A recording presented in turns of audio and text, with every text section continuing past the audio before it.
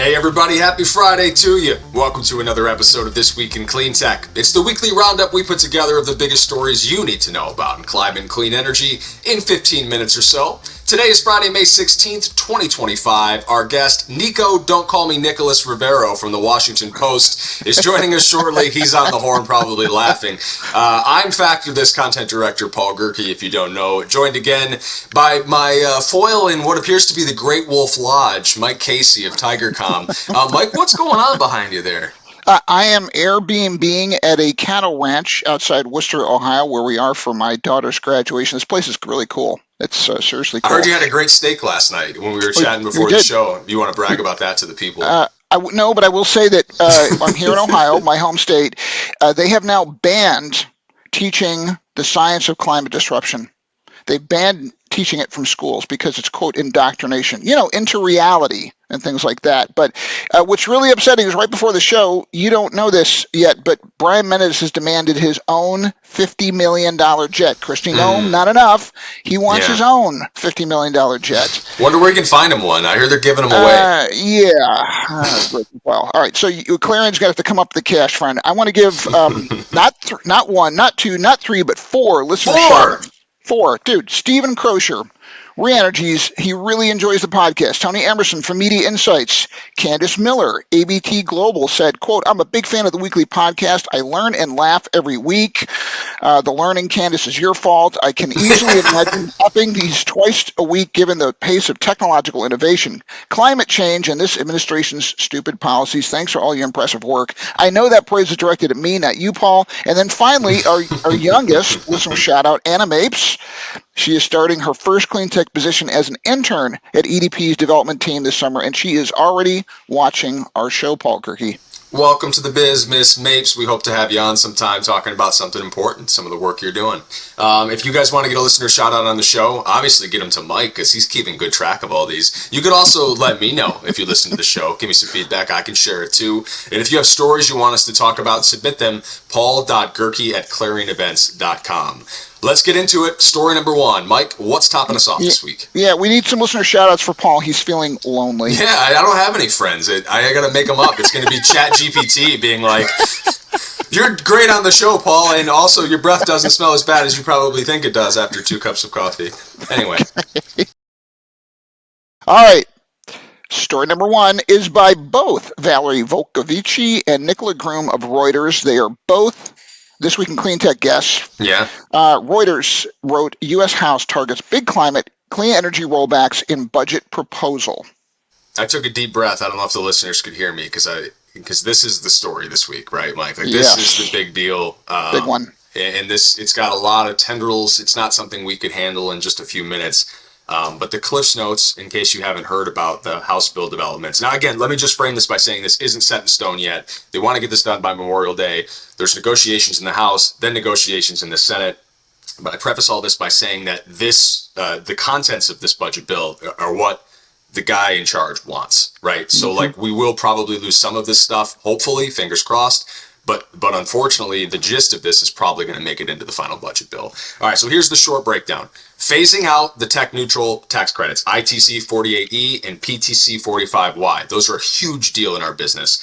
We're phasing them out as soon as 2028 and eliminating transferability of credits. You might remember the runway promised by the IRA was much longer than that. Another thing, tighten eligibility for the 45Y and 48E, requiring projects to be placed in service by a certain date to qualify for the credit. If you read the details, you'll find that this completely submarines any hopes of a nuclear renaissance because those placed in service dates are later than any date we could possibly get a nuke online in the United States. That's another issue. Another problem, imposing new sourcing requirements across the tax credits. There's this clause in there, Mike, foreign entity of concern clause. You're going to hear this a lot in our industry over the next few weeks, so get adjusted to it now.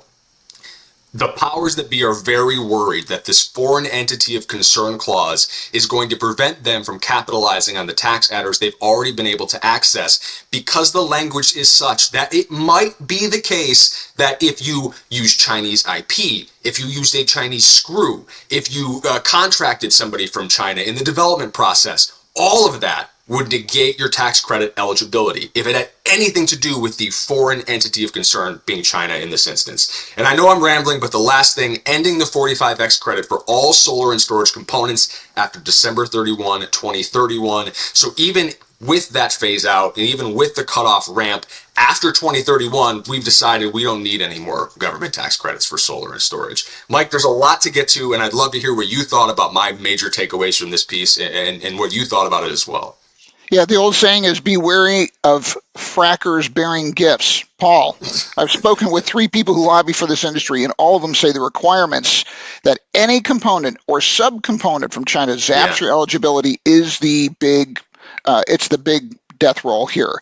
So it looks like the frackers' man-winding trip to Mar-a-Lago last October continues to pay off. For that reason, critics are warning of higher energy costs, job losses, and slowed clean energy progress. All that said, it's not as bad as investors as expected. Solar stocks are up. 13 House Republicans put out a statement pushing back on these changes. Paul Gerke, story number 2.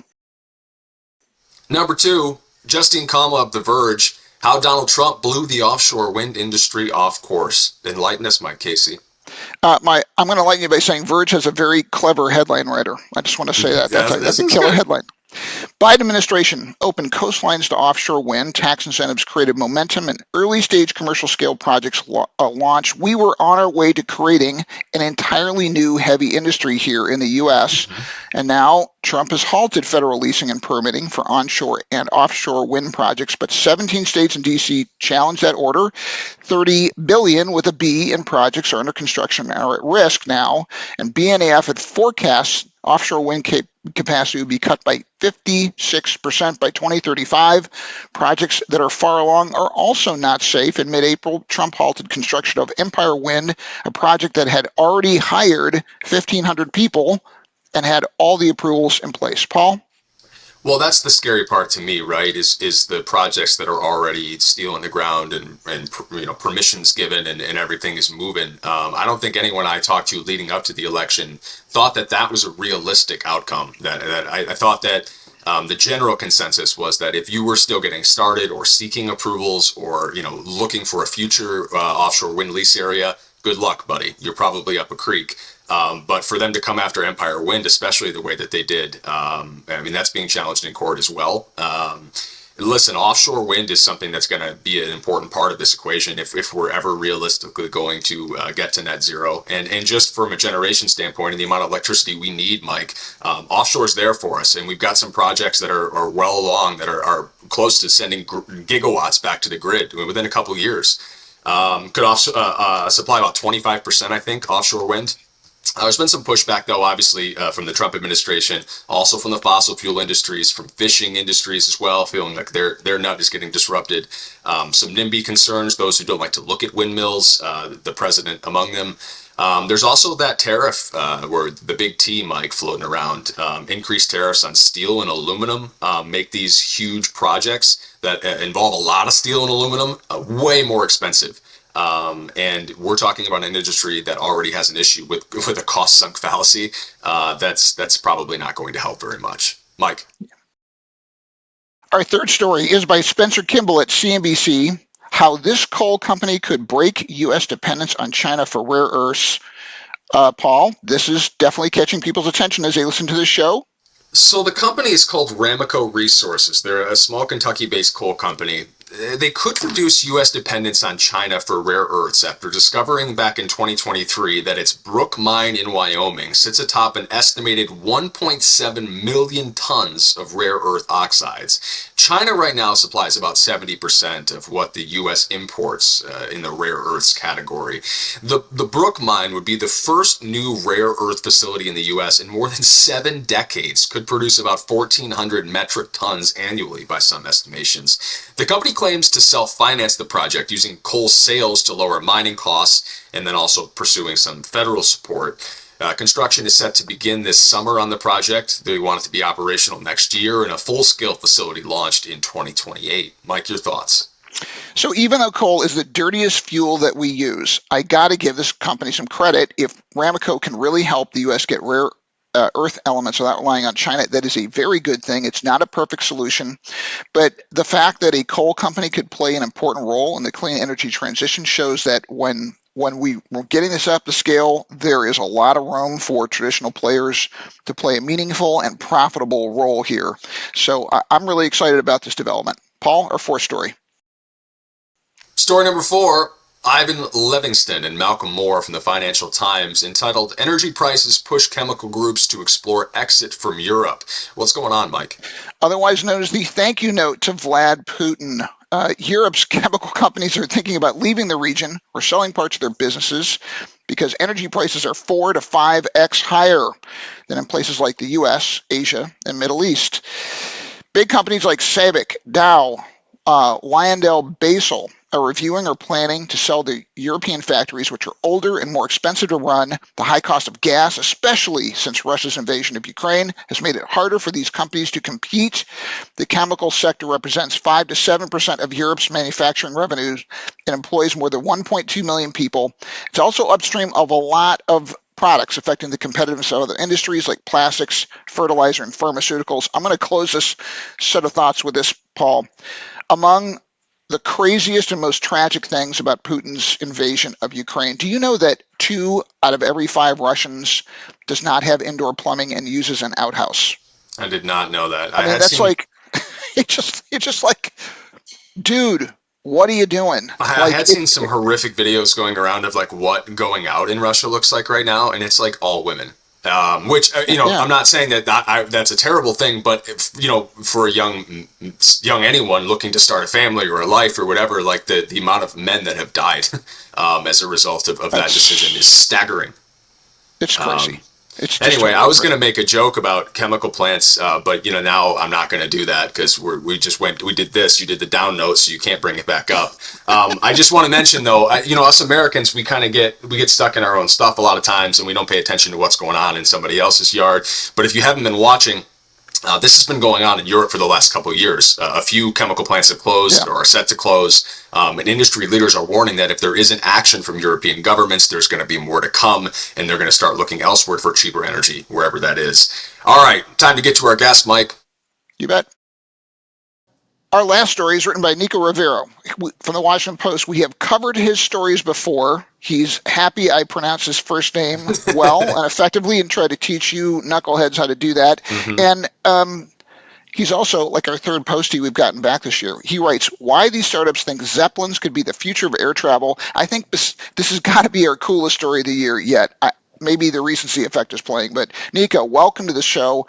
I want to ride on one of these things, so take me along. But if people haven't read this very cool story, which we definitely want them to do, give us the bottom line on it. Yeah, well, thank you both for having me on the show. The bottom line is basically, 100 years ago, you could have ridden in a giant airship. These are the biggest aircraft that humanity has ever built to this day in human history. And we basically gave up on them. We switched over to planes. And today there are a set of startups and companies that are trying to bring zeppelins and blimps back as an alternative and a lower carbon alternative for some cargo flights or passenger flights.